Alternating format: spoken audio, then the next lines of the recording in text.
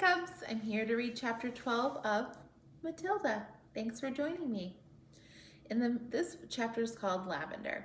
In the middle of the first week of Matilda's first term, Miss Honey said to the class, "I have some important news for you, so listen carefully. You too, Matilda. Put that book down for a moment and pay attention." Small, eager faces looked up and listened. "It is the headmistress' custom," Miss Honey went on, "to take over the class for one period each week. She does this with every class in the school, and each class has a fixed day and time. Ours is always 2 o'clock on Thursday afternoons, immediately after lunch. So tomorrow at 2 o'clock, Miss Trunchbull will be taking over from me for one lesson. I shall be here as well, of course, but only as a silent witness. Is that understood?" "Yes, Miss Honey," they chirped. "A word of warning to you all," Miss Honey said. "The headmistress is very strict about everything. Make sure your clothes are clean, your faces are clean, and your hands are clean. Speak only when spoken to. When she asks you a question, stand up at once before you answer it. Never argue with her. Never answer back. Never try to be funny. If you do, you will make her angry, and when the headmistress gets angry, you had better watch out." "You can say that again," Lavender murmured. "I am quite sure," Miss Honey said, "that she will be testing you on what you are meant to have learned this week, which is your 2 times table. So I strongly advise you to swat it up when you get home tonight. Get your mother or father to hear you on it." "What else will she test us on?" someone asked. "Spelling," Miss Honey said. "Try to remember everything you have learned these last few days. And one more thing. A jug of water and a glass must always be on the table here where the headmistress comes in. She never takes a lesson without that. Now, who will be responsible for seeing that it's there?" "I will," Lavender said at once. "Very well, Lavender.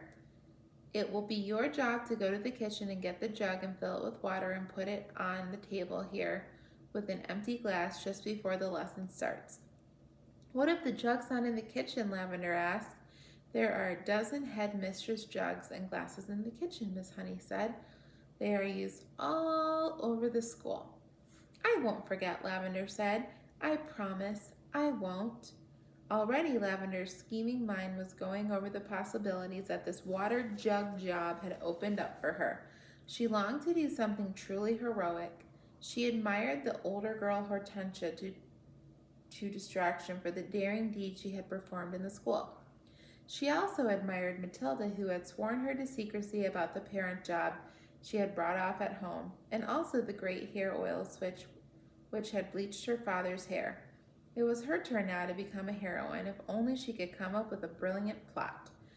On the way home from school that afternoon, she began to mull over the various possibilities, and when at last the germ of a brilliant idea hit her, she began to expand on it and lay her plans with the same kind of care the Duke of Wellington had done before the Battle of Waterloo.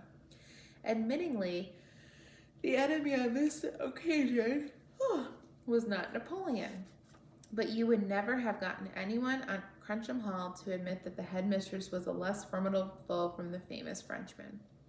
Great skill would have to be exercised, Lavender told herself, and great secrecy observed if she was to come out of this exploit alive. There was a muddy pond at the bottom of Lavender's garden, and this was the home of the colony of newts. The newt, although fairly common in English ponds, is not often seen by ordinary people because it is a shy and murky creature. It is an incredibly ugly, gruesome-looking animal, rather like a baby crocodile, but with a shorter head. That evening, Lavender went to the bottom of the garden, determined to catch a newt. They are swiftly moving animals and not easy to get a hold of. She lay on the bank for a long time, waiting patiently until she spotted a whopper. Then, using her school hat as a net, she swooped and caught it. She had lined her pencil box with wet pondweed, ready to receive the creature, but she discovered that it was not easy to get the newt out of the hat and into the pencil box.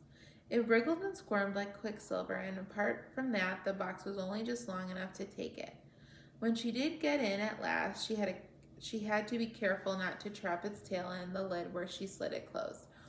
A boy next door called Rupert Entwistle had told her that if you chopped off a newt's tail, the tail stayed alive and grew into another newt 10 times bigger than the first one. It would be the size of an alligator.